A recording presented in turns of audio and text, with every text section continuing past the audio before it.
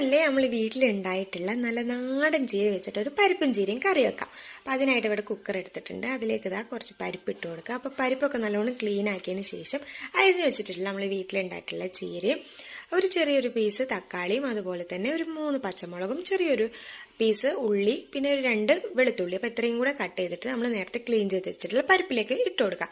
ഇനി ഇതിലേക്ക് ഒരു നുള്ളു മഞ്ഞൾപ്പൊടിയും ആവശ്യത്തിന് ഉപ്പും പിന്നെ ആവശ്യത്തിനുള്ള വെള്ളം കൂടി വെച്ച് ഒന്ന് മിക്സ് ചെയ്തതിന് ശേഷം ഒന്ന് കുക്കർ അടച്ച് വെച്ചിട്ട് ഇത് നന്നായിട്ടൊന്ന് കുക്ക് ചെയ്തെടുക്കാം. അപ്പോൾ നമ്മളിതാ കുക്കറിൽ ഒരു 2 വിസിലിട്ടിട്ടോളൂ കേട്ടോ. പരിപ്പ് പെട്ടെന്ന് വേവണ പരിപ്പായതുകൊണ്ട് അപ്പോൾ നമ്മളെ കറിയൊക്കെ ഇവിടെ നല്ല അടിപൊളിയായിട്ട് റെഡി ആയിട്ടുണ്ട്. ഇനി നമുക്കിതൊന്ന് വറവിടാനായിട്ട് ഇതാ ഒന്ന് ചീനച്ചട്ടി വെച്ചിട്ടുണ്ട് കേട്ടോ. അതിലേക്ക് നല്ല പച്ച വെളിച്ചെണ്ണ ഒഴിച്ചു കൊടുക്കാം.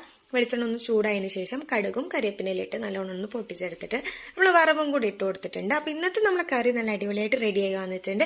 അപ്പോൾ നമ്മളെ റെസിപ്പീസൊക്കെ ഇഷ്ടപ്പെട്ട് കഴിഞ്ഞാൽ നമ്മളെ ചാനൽ ഒന്ന് സബ്സ്ക്രൈബ് ചെയ്തോട് സപ്പോർട്ട് ചെയ്യുക. പിന്നെ കമൻറ്റ് ഇടാനും മറക്കരുത്. അപ്പോൾ ബൈ.